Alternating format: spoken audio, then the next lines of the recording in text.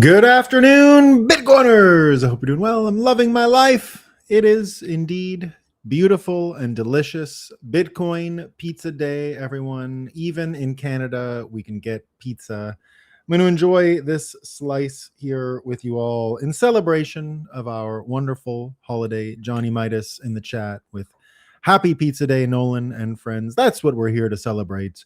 We're going to laugh at Canada and we're going to have a little slice of pizza.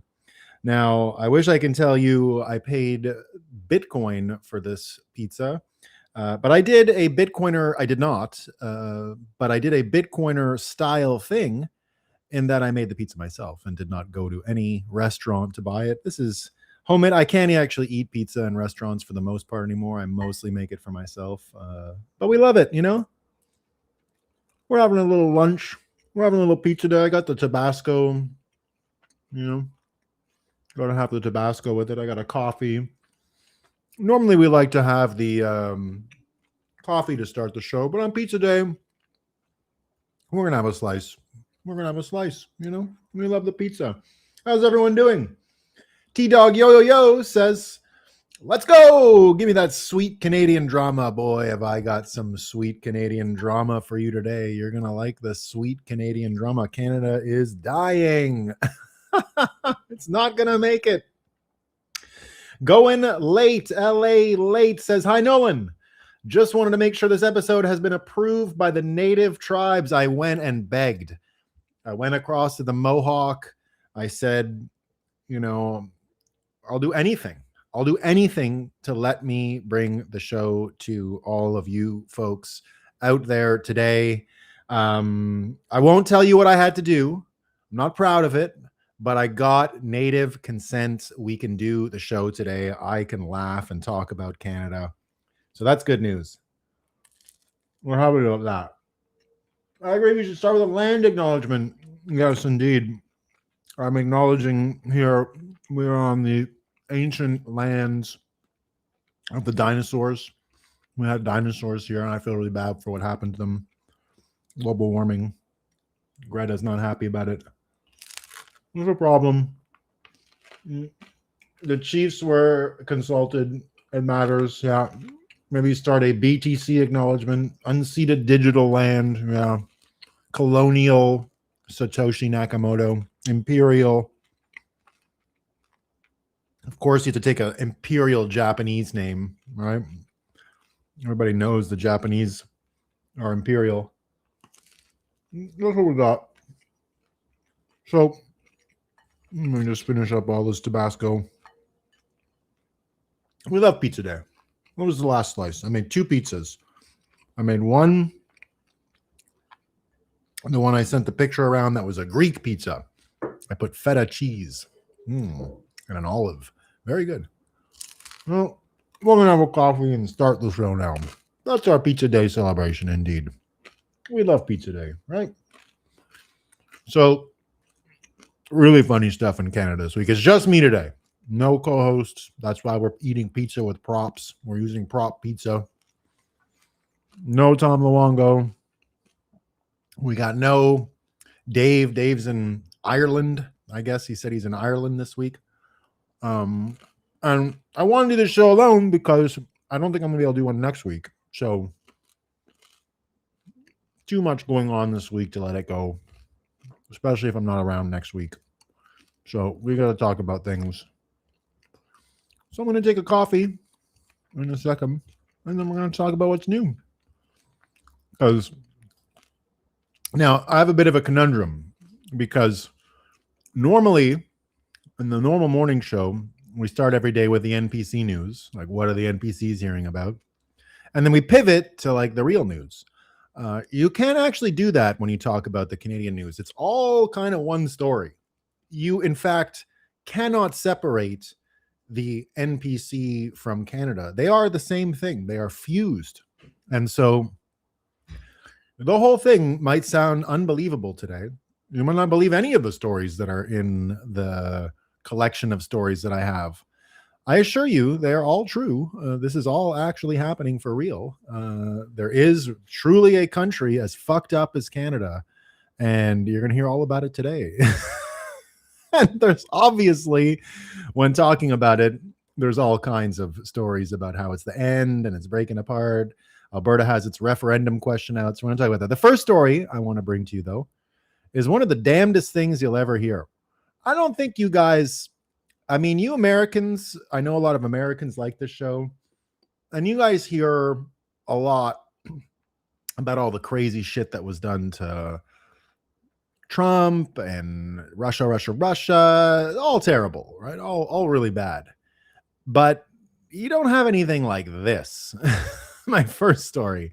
So it begins with this woman called Lindsay Shepherd. Lindsay Shepherd went to a university called Wilfrid Laurier University, which is like across the street from Waterloo. Waterloo is all just like one big campus. And it's like a smaller business liberal arts school kind of associated with Waterloo University. And you might recognize the name Lindsay Shepherd. She's the focus of this story. And the reason why you'd know her is she's actually the reason why Jordan Peterson became so famous. He's one of the reasons why she's one of the reasons why he became so famous. He was getting famous from the refusal at the university level to not do the he, she, they, them stuff on a formal level. He would do it privately, but he wouldn't institutionalize it. And I forget exactly what happened, but somehow this Lindsay Shepherd girl ends up getting targeted by the same forces. And he comes in, she was a student at the university, and he comes in and was a big support to her. And so the story between them, I think she got kicked out of school or something crazy. I don't remember exactly what it was, but it was one of these like ridiculously unjust things. Anyway, she goes on to live her normal life, this Lindsay Shepherd, and, what's his name? Jordan Peterson goes on to become a worldwide phenomenon. But Lindsay Shepherd ended up going on because she's now got, she's got a name. People kind of recognize her in Canada because of this. And she has a following. I think she has quite a few followers as a result of her trouble and all that. So yeah, she's got 76,000 Twitter followers. So with all those Twitter followers and with a bit of notoriety and her skills, she turned around and started making kids' books about Canadian history. A little bit like the Tuttle twins in America, trying to promote some sides of Canadian history. Now, I don't get it, like institutionalizing the history of Canada in an American sense, like revitalizing the images of who we call Sir John A. Macdonald, the founder of Canada. But we don't really have founding fathers because, if we're being totally honest, the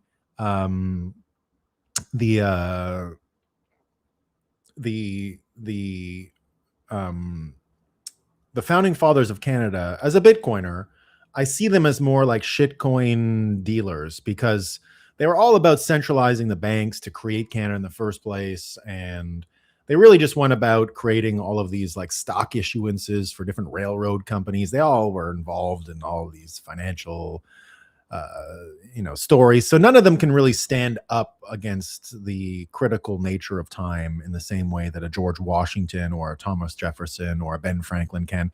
They were amazing in their own ways, right? I'm not going to deny that Sir John A. Macdonald, the guy who founded Canada, the first prime minister, didn't have exceptional qualities. He was probably the best politician in the Americas after Lincoln was assassinated, which was his time of operating. And if he wasn't so clever, there wouldn't have been a Canada. So he has a lot of skills that you do want to mention, but he's a shitcoiner, for lack of a better way to describe him. He's a scammer, right? An endearing scammer. There's lots of people in crypto that are scammers. He's like a Justin Sun, right? I like Justin Sun. I got no problems with Justin Sun as a person, but you don't really found a country around this guy. So anyway, some people like it.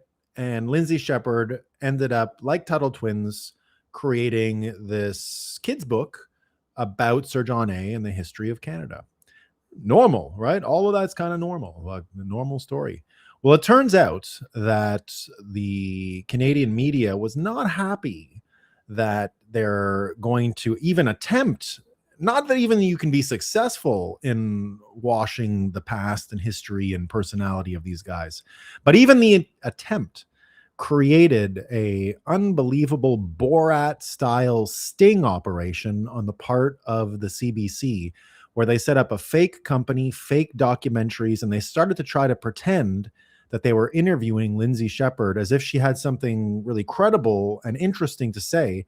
Only later we find out that they were putting a show together to embarrass her, like a Borat type of thing. It's almost unbelievable. This is what happened. So let me show you this story. It's one of the damnedest things I've ever seen in my entire life. Like, I've never seen anything like this. So here's the basic contours of what happened. Taxpayer dollars were used by CBC to fund a production accused of creating fake companies, fake identities, fake documentaries, and deceptive contracts targeting Canadians for holding conservative views and values. Lindsay Shepherd. This wasn't journalism. It wasn't in the public interest. It was activist theater funded by Canadians. Conservatives cannot keep sitting back while publicly funded institutions target, mock, and attempt to humiliate people for their beliefs. Fight back, demand accountability. Well, I mean, get real. But here's the great summary of how the CBC engaged in extensive fraud in its attempts to humiliate conservative voices and how this may open them up to civil lawsuits. And it's not going well so far. The prank show, Lindsay Shepherd, right away moving, saying here, the Canadian Legion, so you have legions in the United States as well. Here on Memorial Day in America, we have our Legion thing in November, but indeed it is a big deal. Legions are a huge part of Canadian culture. The Royal Canadian Legion has come out in support of an inquiry into this deceptive, vengeful, and mean-spirited CBC APTN prank show. We need answers about planning, approval, and funding of its production. So here's the Legion coming and asking more questions about it. The RCMP got caught up in this, and they're coming out for the prank show, and they're also wondering what's going on. Here you see RCMP members and veterans were intentionally tricked. They are also part of this sting operation in critical and humiliating interviews for a taxpayer-funded CBC APTN production.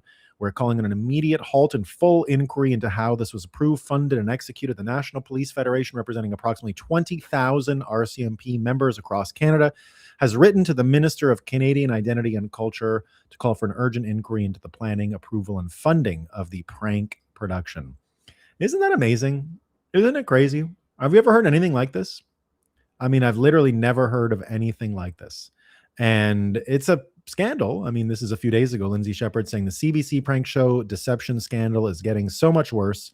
The producers told a number of RCMP veterans exactly that they were invited to film a show called Life After Service. A ceremony to thank them for their service would follow, and they were told dignitaries would be present.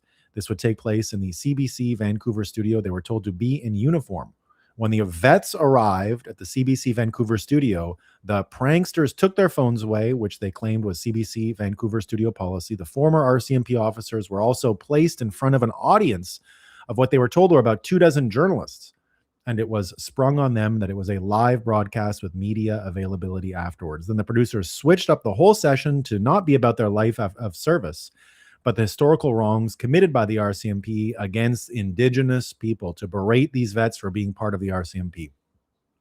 There's so much more, but I'm hoping for the individuals targeted in this elaborate scheme will be there to share their stories themselves. Could you imagine this kind of stuff?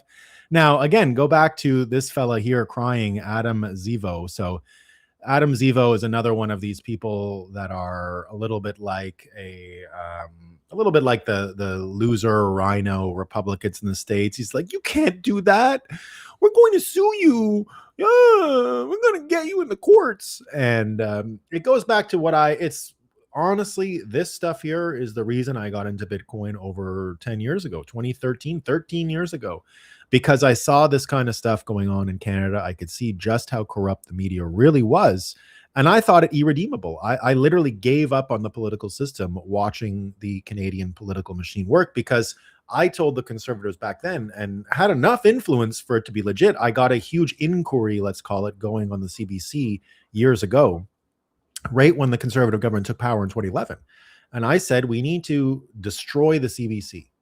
And what did I hear from all these Conservatives? No, we didn't say it during the campaign. We didn't campaign on ending the CBC. And they were so sure they were going to win forever because they were governing well. We're making Canadians richer. Don't you see we've balanced the budget? And I was saying, you stupid shits, how dumb can you be? They're not going to allow you to win again. You won once, you got lucky.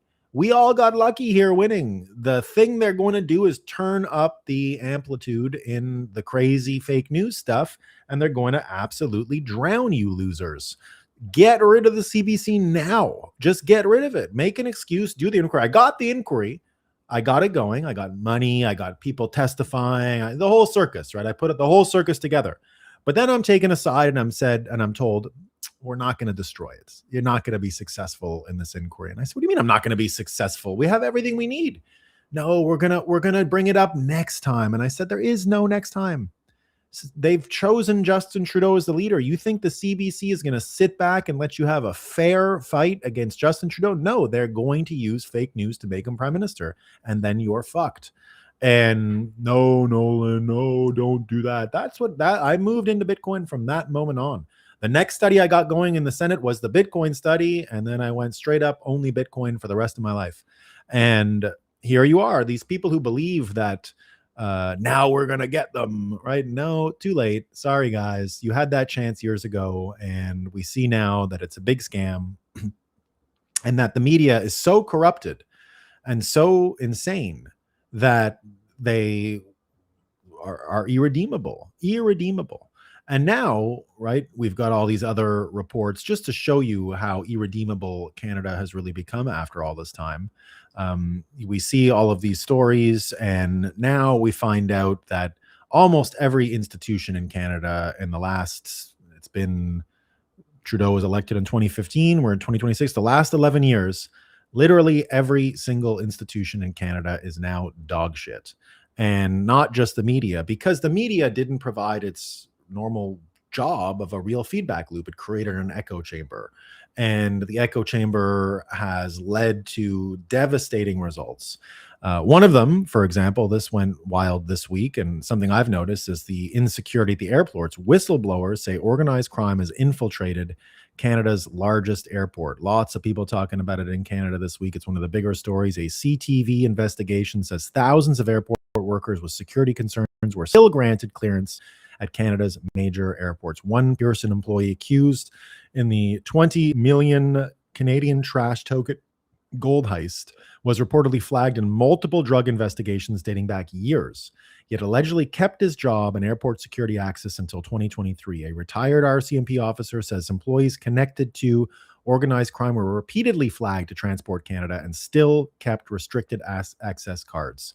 I wonder why that is, right? I wonder why all these baggage officials in Canada are such scammers and are allowing this kind of stuff to happen, right? Here's another one. Exclusive investigation reveals security gaps and organized crime at Toronto Airport. The quote here is, you could carry out a cruise missile. You could carry out a cruise missile, they say. And we see all of these examples of baggage and all that stuff, right? Here it is. Organized crime operating, right? Here's another one, moving drugs all over Canada.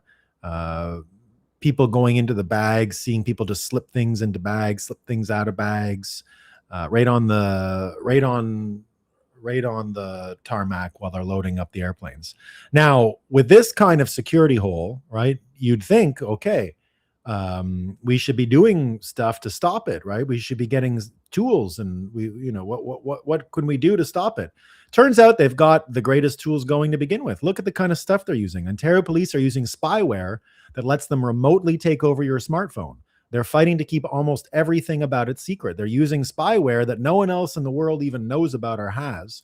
They can intercept any call, but they don't even want to tell you about it. But they can't secure the airports. Why is that? Why can't they secure the airports, right? Meanwhile, they're banning VPNs in Canada. They're banning VPNs. Proton VPN is Swiss because they're going to ban VPNs in Canada. And here you see Proton VPN saying, we're not going to listen. We're going to give tools to our Canadians. They're going to be able to use VPNs, no problem. You saw Marty Malamy come out and say he has a new Bitcoin type Noster VPN. So none of this is going to work, right? They're trying to do it. But keep doing the math here, right? It's here's another one on the VPNs here. They are lying, saying this VPN access is something that all G7 5i partners and most EU countries have lawful access frameworks that include technical obligations for electronic service providers. And that's not true. The EU Court of Justice has ruled twice that general and indiscriminate mandatory data retention by service providers is unlawful, meaning EU countries lack equivalent frameworks to Bill C-22's metadata retention requirements. Why is the Carney government lying about its new spyware law? As usual, the government is the largest and most deceptive source of disinformation in the country. There was also this story run in the Ottawa Sun this week, which is, you said it, that Mark Carney exists in a media protection program that basically they'll never even ask a question about this guy because there are no feedback loops left in Canadian media, in particular the CBC. The other ones are ostensibly private, but not really because they all live off subsidies. The baggage stuff only made it.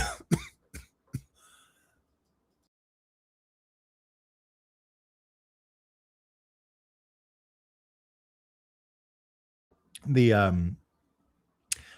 Epstein, I'm reading the comments. The baggage story only made it out because independent journalists were talking about it. It went viral on Twitter, and then the news had to come and call it an investigation. So how do you tie the room together here? How do they have all of these tools to spy on people that they think they must have? They have some they don't even want to tell you about because they're so powerful. Fuck the VPNs, they say. Yet people can be flagged as criminals, drug dealers, shouldn't have security access to the airport, yet they get somehow coveted security access to an airport. Why could that be, right?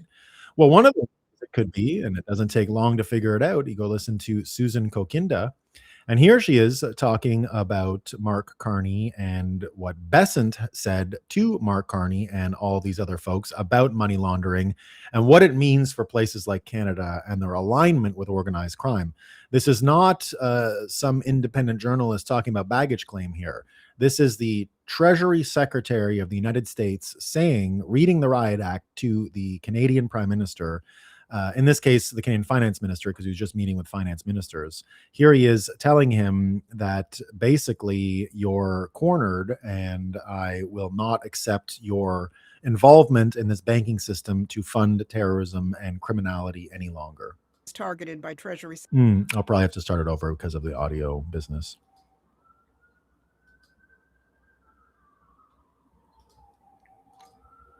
So this was a no excuses bombshell, and Susan Kokinda says here targeted to Mark Carney. Secretary Scott Bessent when he made these remarks at the No Money for Terror G7 meeting on Monday. Crushing the threat of terrorism compels all of you to step up and join us in rooting out financing that sustains it, from shell companies that are embedded within Europe to shadow banking networks that lurk across the Middle East and drug cartels across the Western Hemisphere. Yes, Iran is the target of the sanctions, but Bessent made clear that the gathered nations were the target of his message. So if we are serious about no money for terror, then there must also be no room for excuses. Look at what he targeted. Shell companies in Europe, shadow banking networks, and drug cartels. That is a description of the City of London's offshore empire and its narco-terrorist operations. But there's an even bigger story that ties this all together. Earlier in May, the White House released its counterterrorism strategy, and it dropped a bombshell about the Muslim Brotherhood. And when you understand what that means, you'll understand why London is shaking right now. But if you don't go any further than looking at the mullahs and the IRGC, or if you're panicking about Sharia law coming incorporated. So no room for excuses. That's what Bessent told the finance ministers in Paris. And the addresses on Treasury's sanctions list tells you exactly where the excuses have been coming from. As Bessent was delivering those remarks, Treasury rolled out a fresh round of designations against Iran's oil and proliferation networks. The press releases tell you it's about Iran, but the addresses do tell you something else. So pull up the designations from the Office of Foreign Assets Control. Go back from January through yesterday and read the fine print. They do not all lead back to Tehran. Many of them lead to London. Here are some identifiable companies: targeted under the OFAC in recent months. There's Musavi, a Hezbollah financing network, which has a London address. There's Thriving Times International, an exchange house network that has a London address. Then you have Global Fortune Shipping Limited and Science Obedient International Company Limited, both oil or LNG tankers that have London addresses. And then you have Sparkling Courage Limited, another tanker that is headquartered in the British Virgin Islands, one of the United Kingdom's overseas territories. And as I reported last month, when Treasury Secretary Bessent met with the British Chancellor of the Exchequer, Rachel Reeves, in Washington, Reeves was the only finance minister who got a warning from Bessent about Operation Economic Fury, which targets Iran's financing networks. Now, the mainstream press won't connect those dots, but the OFAC list is connecting them one designation at a time, and they point right at the City of London, with no room for excuses. Now, since the conflict with Iran broke out, Promethean Action has been pulling on the British strings that show Iran's real role on the geopolitical chessboard. The empire doesn't actually want the president's Iran moves to succeed, because every win for the president and the United States is a London loss. Our free newsletter lays out the connections every week. So subscribe to the Promethean Action free newsletter. The link is in the description. But why is London the natural home for terror financing? This is going to make a lot more sense when you look at the explosive paragraph the White House just published. While Bessent was putting London on notice regarding its shell corporations and shadow banking, the White House was putting them on notice on another front. This is from the just released White House counterterrorism strategy. It says, President Trump knows that all modern... I think I went through pardon me, guys. I think I had the wrong video. I think I meant to bring up the one all about Carney, a previous Promethean Action one. I think I'm off by one, and I made a mistake. I forget where it was. Yeah, this was it. I made a mistake. Wrong video. Anyway, again, it's the same idea. It's City of London. You get it. And here, this was almost all about Carney. I thought the other one was about Carney a little more. But indeed, here they say Mark Carney's way will fail. Democrats here and their City of London friends think they have a plan to defeat Donald Trump and his new strategic map. Right now, they're cheering Iran on. They hope Iran wins or at least traps Trump in a long war. Their support for Iran, of course, is only prolonging the war. Blame them for the price at the pump. They've anointed candidate Mark Carney as their international spokesperson. Carney went to Davos in January and said Trump destroyed the rules-based order from which these people massively profited. Carney said the middle powers must now act together against China and the U.S. Last week, he met with Barack Obama and other Democrat officials to plot their third way in elections here. But there's a huge problem. This isn't Carney's first attack on the United States. So his whole... Exactly. And this is where you'll see it's all falling apart because the world is changing too quick for the central banker. And you're seeing now what the problem with choosing a central banker is at the very moment when central banking is totally changing. Today in the United States, you have a new Fed chair being installed. You have a totally new policy. The Fed is now subordinate to the Treasury, completely new architecture in place. And so the problem with having someone like Mark Carney in charge right now is you've got this banker from this previous Bretton Woods Keynesian system trying to move against a much more kinetic, much more productive, much more real life system when his whole support comes from exactly this whole media witness protection program where he doesn't actually have any feedback. He gets to talk and pontificate and go on. But at a certain point, the rubber meets the road, and the conflict of the fiat world that this Mark Carney is coming from and all of these words and the elaborations that he goes on about is coming up against just the reality of resources and energy and power, and how power and electricity are one and the same thing now, becoming more and more aligned. And That's at the heart of the tension in Canada right now. The heart of the reason Canada's dying is because it is just not adapting to this new world, and it's getting caught up in the death of the old world. And so here, it doesn't look like they have the strength or the power to weather this storm. James E. Thorne putting the contrast in, I think, really good terms here, saying, food for thought. Canada's constitutional crisis did not appear overnight. It is the predictable result of decades of economic policy that penalizes productivity, suppresses resource development, and redistributes wealth away from the province that sustains the Federation's fiscal base. Alberta's looming referendum on separation should surprise no one. In my humble opinion, the core issue is not separatism, it is asymmetry. Quebec has long exercised economic and political latitude, often backed by the credible threat of secession. Alberta, by contrast, is expected to finance the Federation while accepting federal policies that undermine its primary industry. That imbalance is no longer tenable. At the center of the dispute is Canada's equalization regime. In theory, it ensures comparable public services across provinces. In practice, it has become a structural transfer system that rewards stagnation in recipient provinces while disproportionately burdening Alberta's economy.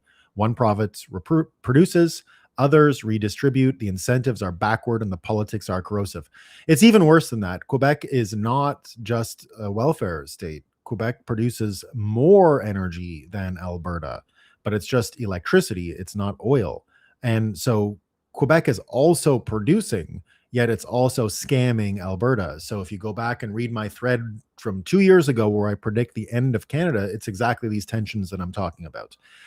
This might be manageable if federal policy were neutral toward Alberta's economic strengths, but it is not. Over the last decade, Ottawa, backed by the Trudeau Liberals and the NDP, has pursued an industrial strategy explicitly hostile to oil and gas development. Pipeline projects have been delayed or canceled outright. Regulatory hurdles have multiplied. Global capital has taken the hint and moved elsewhere.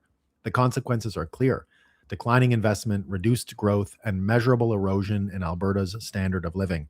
This is the most remarkable part of it. I can remember going during the Stephen Harper days to Alberta, and honestly, if you spat your gum out on the ground, someone was going to pick it up and you'd be in trouble. It was the cleanest, most civilized city in all of North America by far. By far. It was Singapore levels of crazy type cleanliness going on in the city. It was almost annoying. Like, it was too much. It was too much. I come from a beautiful, clean city. Montreal is also very clean, right? If you compare it to any other city on the East Coast here, New York City is this. I remember we had a garbage strike. I was back in the years that I was living in New York. I came here for something and I was in the city and it was a garbage strike. And, they didn't pick up the garbage for like a day or two or something like that. And I mean, every single Canadian apologized to me. This was in the early days of the Trudeau government. Oh, I'm so sorry you had to come at this time with this going on. And honestly, as a New Yorker by then, I didn't even notice. It was cleaner than, because New York is just garbage day every day, all the time. There's always garbage on the streets all the time, everywhere. And I honestly was like, I didn't notice. I'm sorry. Then I thought about it and I was like, wait a minute. Yeah, this is a little dirty, but not even as dirty as normal New York. And that was literally, I'm getting apologies, like typical, sorry, Canadians. Oh, I'm really sorry you're seeing, it's so sad. I'm sorry you're seeing it this way. And that's Canada, right? That was the Canada that I grew up in. The Canada I grew up in, the things that made me proud about being Canadian versus American in the old days was nothing like healthcare. I was proud that our public washrooms were clean, that you could just use a public washroom without question. You just go use it. Why not? It's a washroom. It's clean, always clean. People would clean the public washrooms to make sure that they're clean. People used them and made them clean. I was freaked out the first time I went into a public washroom in the United States in a big state. And I was like, what is going on in here? Like, this is crazy. I couldn't believe it. I could not believe it. It was beyond what I would imagine possible in the world. And that's not the Canada we're in anymore. That's all gone. You can't use the public washrooms in Canada anymore. Are you kidding me? And none of the stuff works. So here you go. This is why we're things are falling apart in this way. So James Thorne keeps going and he says the following. This is not simply an economic grievance. It is a crisis of legitimacy. No federation can endure when a productive region believes it is being systematically disadvantaged by national policy. Whether Ottawa sees its agenda as climate leadership or not is beside the point. In Alberta, it is experienced as economic containment. A referendum is not secession, it is leverage, something Quebec has used effectively for decades. But it's also a warning. If Ottawa continues to dismiss Alberta's grievances, it risks turning a bargaining tool into a brake. Canada's unity has always rested on a basic sense of fairness. That foundation is now cracking. Alberta's referendum is not the cause of the crisis, it is the consequence. And the referendum question is out indeed. Here it is. Here's Danielle Smith talking about it yesterday. This was her address to the province with the question coming out. Now, there's a lot of people worried that this is sort of a watered down version of the question, saying here, Alberta's independence referendum question has been released. Here's what it is. Should Alberta remain a province of Canada, or should the government of Alberta commence the legal process required under the Canadian Constitution to hold a binding provincial referendum on whether or not Alberta should separate from Canada? So this is a put one extra step into the equation. This is what Quebec has done every time. So this is not any different than Quebec's two previous questions. It's the leverage approach, which is the correct approach, right? They're going for leverage. And this is what Quebec has done a number of times. Quebec's question is always along the lines of, do you want to negotiate a new deal with Canada, blah, blah, blah. So this is very much like the referendum questions we saw in Quebec in the 80s and 90s. And what it would give exactly is a negotiation window. And it always had to go through negotiations, so that's not any different than before. This is a very normal process. So a lot of people are saying this is the watered down version. Like I said, it's all you need. It's all you need to get the conversation going. It's enough. And so with this conversation, with this referendum looming now, they've got to start winning hearts and minds. So there was a pipeline announced this week, but while they made this pipeline announcement, of course, you had Mark Carney out there again speaking in Vancouver, and here he is pushing his GAFANs, right? Global something warming, the carbon credit plan, which him and Michael Bloomberg co-founded, then fell apart because all the banks pulled out.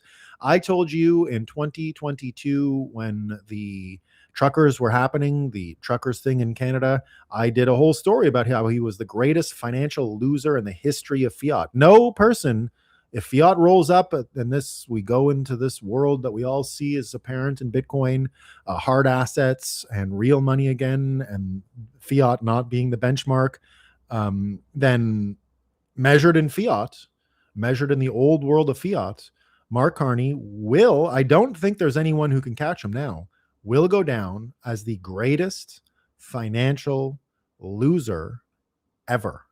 Ever. There's never been a bigger one.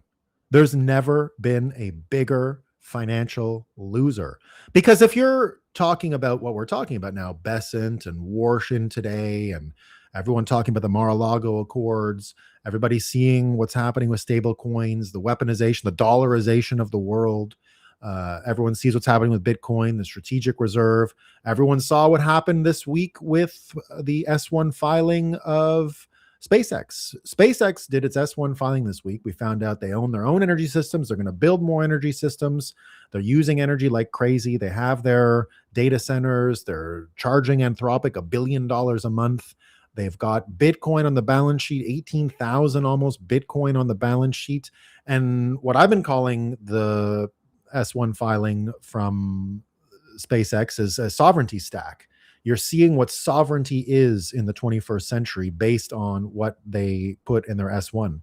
And they have their own city. They already have a chartered Freedom City in SpaceX in Texas. And they've got that. They've got the Bitcoin. So you're seeing the sovereignty stack. This is the new financial matrix that everything in the world is going to revolve around. It is this sovereignty stack. It is access to the satellites, access to the chip makers, access to the vast amounts of energy that you're going to need to power this whole thing.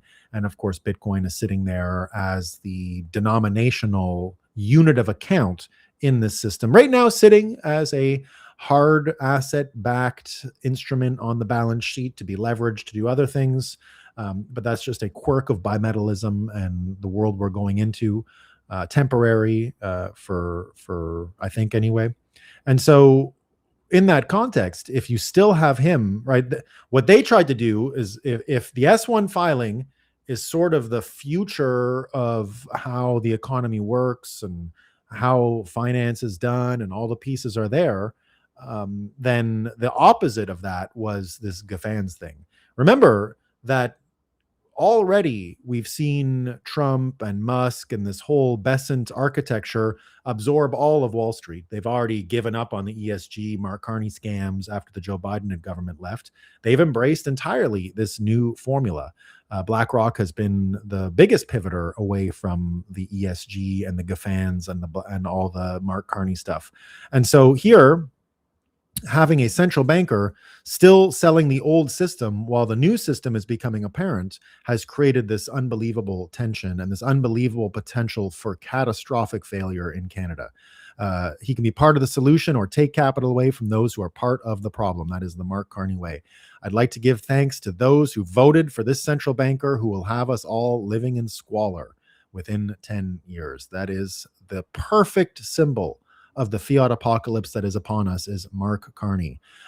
So not only is he out there completely failing at pivoting these financial systems, I think, here he is also joining the Ukraine war with absolutely no shame, no restraint, nothing. Here he is saying, as Mario Nawfal says, Carney just put it all on the table. Mark Carney didn't hedge, didn't qualify, didn't leave room for interpretation.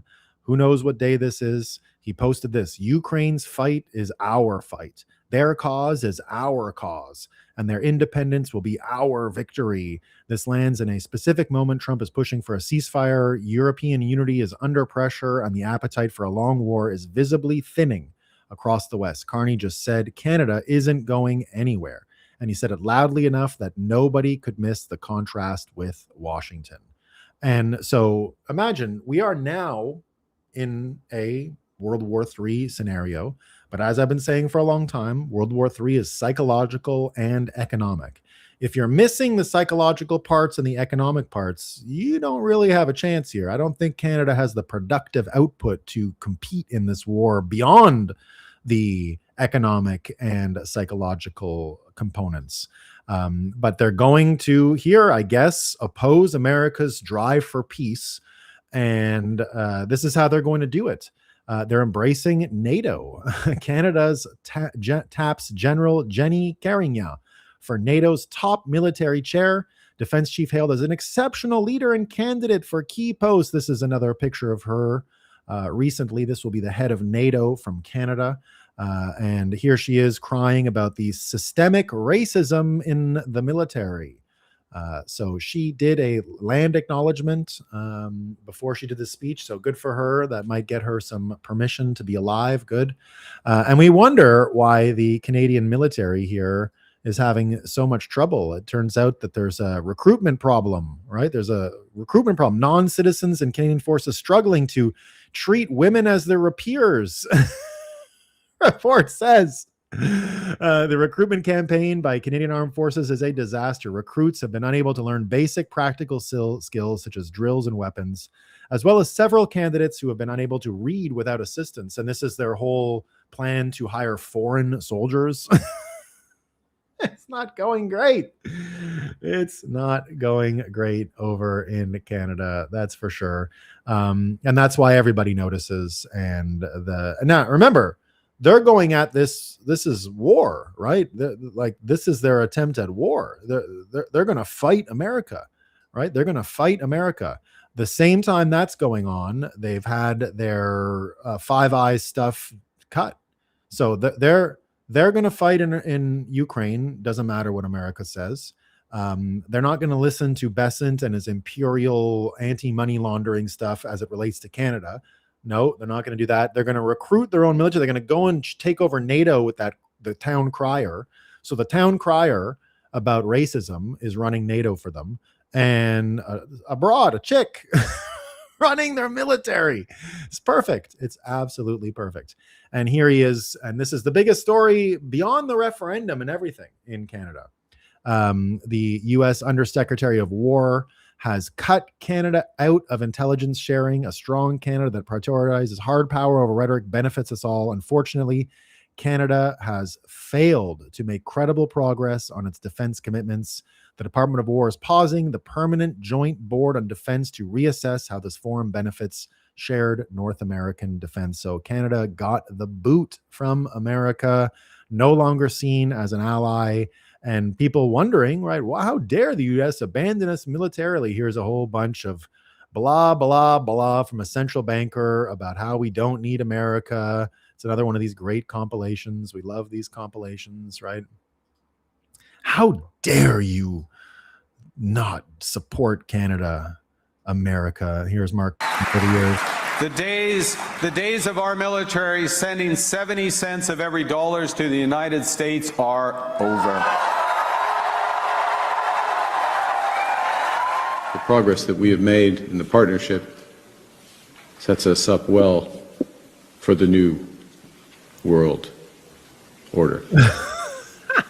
Our old relationship with the United States, a relationship based on steadily increasing integration, is over. We recognize that the relationship that Canada has had with the United States, one that Anyway, it's just one of these compilations, blah, blah, blah. It's over. I suck. I'm losing.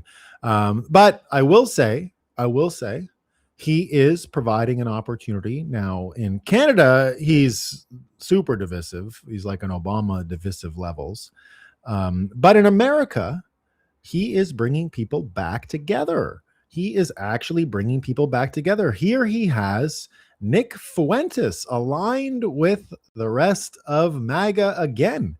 And all this military talk about Ukraine and what's going on with the military recruitment. Here is Nick Fuentes, as Tom Luongo, our guest last week, officially launching his redemption tour. His plan, Nick Fuentes' plan, I'll play it for you, is to go black bag Mark Carney like they did Maduro. They should seek regime change. They should. Of course, he's right. But here it is. It's catching on, guys. I have to say, I like it. I like that. And I'm tired of pretending that I don't. I don't know about you guys. Here's the This thing. could bring America together. Huh? Go conquer I like Canada. that the United States is a powerful empire. That makes me feel good. I am a citizen of the most powerful empire in the world. So when we go from country to country and we kidnap their leaders and we take control of their oil and their regime, I don't know. That's kind of awesome. That's kind of what we do. Like, that's who we are. True. And that's what we've always done. Yeah. And I think we should do it more. I don't think Here's people the realize, problem. you know, when people say like war, you know, America doesn't want a war. It's true. There's a lot of Americans who don't. I'm one of them. I'm not a war guy. I don't love war and blah, blah, blah. Right. But Americans like war and they're good at it. I don't think they dislike it at all. I don't think they're enthusiastic about doing it. But once they make a decision to do it, why not like it? I think they do.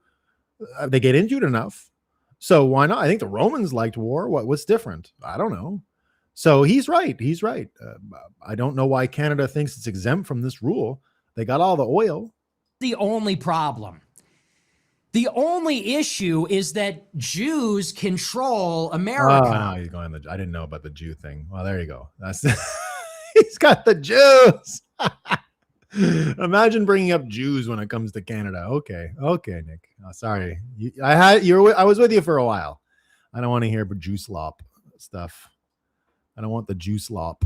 And it's not just Fuentes. This is catching on. Here's Glenn Beck getting the lowdown on what's going on in Canada from Liz Truss, the Bitcoin former Prime Minister of the UK. She's also got Carney's number. Here she is describing what the hell is going on in Canada. Tell me about Canada. because I am freaking out about Canada. Canada is, I mean, I look at it, I'm like, it's lost. I don't know how they recover. Canada went from this kind, polite little to a death cult with their medicine and their healthcare. Carney is, I mean, he is Mr. WEF. Now you have, you have, what is it, Alberta that is thinking about, breaking away. That would be, I mean, what happens to Canada? It's over. It's a terrible. One good thing about Keir Starmer being so unpopular is that the assisted dying bill has been dropped, which would have allowed people to be killed on the stake. So that's been dropped. Oh, so we're not going down the route of the appalling legalized suicide policies that they have in Canada. I was in Vancouver last week. Massive problem with homelessness, massive problem with drug addiction.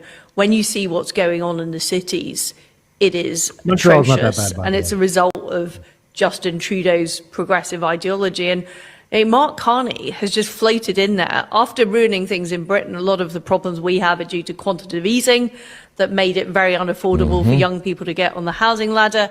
It was Carney who did all those policies in Britain that we are now suffering from. He then goes over to Canada to ruin their economy and ruin their. I mean, it's terrible. But it is the World Economic Forum ethos that we're seeing. This green ideology, this high tax ideology, this DEI ideology, and they spread it around the world. And one of the things I think the right needs to do more is to have that international, movement that is prepared to take these people on, because we're all fighting the same battle. Amen. So there it is, guys. It's becoming well known, can't be hidden. The dysfunction and failure of Canada is more obvious than ever, and I really think that it's got months left. I think this is the last, it could be the last Canada Day, July 1st. Can't imagine it going much further than this. With the amount of change going on in the world, and with the economic fury operation going on around the world, I think it's going to become exposed. If you look at what's going on at the airport, obviously they have all the tools to stop crimes in the airports. That's how I got into all this stuff. I said they have all the tools. How come they can't find money launderers? Why not? Why can't they find them? That's what got me into Bitcoin. Legitimately, that is what did it 13 years ago, was studying Canadian money laundering law, finding out they don't catch anybody, yet they have all these laws that are a big nuisance, compliance laws, yet they don't do anything. So I said, what the hell is going on here? Why do we have all these laws? They're a big pain in the ass. Everyone's crying about it. Why do we need all this compliance shit if it's not happening? If we don't catch anyone anyway, what's the point? Where's the cost benefit? Where's the benefit? I get the costs. Where's the benefit? And there was no benefit. And so that alone was a red pill. There weren't orange pills yet. We didn't orange pill anyone. Red pills weren't even around yet either. But that was a red/orange pill for me. And that was the end of me seeing anything to do with this structure as legitimate. And so the rest of the world is catching up now, and I can't imagine Canada surviving this. There's just no way. So that's what I'm seeing.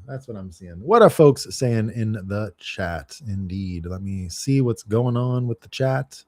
I'm going to do that thing where I can share the chat now. We love that. Share in the chat.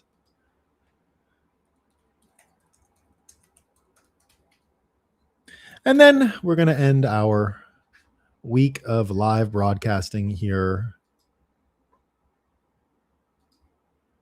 on Roxham. It's been a great week. Historic week. Lots going on. All right. Pop out chat. Look at that. Look at this trick. This pop out chat trick. We love it. Indeed. We got this. We got the clapping seals. No, that's not what I want. Liability on the battlefield if they get there, or just being trained up to turn on their own citizens. A little bit of both, but again, incompetence is not going to let them be good at that. Toss them all into Niagara Falls. Indeed. The hot dog stand outside the stadium is trying a new business plan. That's what I always describe Canada as a hot dog stand outside of a stadium. And not that hard of a business model if you're just just sell your hot dogs, Canada. Don't try to be cute. Like, you have it made. They're not even competing with you. Just sell the hot dogs. No. We want to sell dog food. We want to sell Brussels sprouts, raw, rotten cheese. We want to sell garbage. Who wants to buy garbage? Who wants to buy electricity from a windmill? That's what they're trying to sell. And people are like, no, just want a hot dog, you idiots. No. I got electricity. I can sell you. I charge this battery. It's a green battery. I charge it with windmill electricity. Don't you want to buy that? No, I'm just going to a football game. What do you mean? No, you need the battery. That's Canada. That's what's left of Canada. So it's a shithole and it's dying, unfortunately. But that's okay. That's okay. We know the fiat world is funded by all of this crazy nationalistic fiat money from countries, and it's over. So that's fine. We're entering a new world. And what else is over is our week of coverage here at Roxham TV. I'm going to let my producer know I'm cutting soon. So just want to thank you all for spending the week with us here on Roxham TV. We had lots of coverage. Lots went on this week from all of our hosts. We had Hank with lots of good takes this week. And we had Jem with lots of stories out of Hong Kong, and Walker America's family life is getting under control after Carla started recovering and all the risk and worry was over. We had Borja with a great show Monday on the state of the Bitcoin markets. We'll be at it next week. I will not be here Monday, to remind you all who like the Monday morning show. So we're going to be taking a Memorial Day holiday, a little Memorial Day break. I got to go to the Vermont. There's probably not much news this weekend, as there usually isn't on a long weekend. So that's part of it too.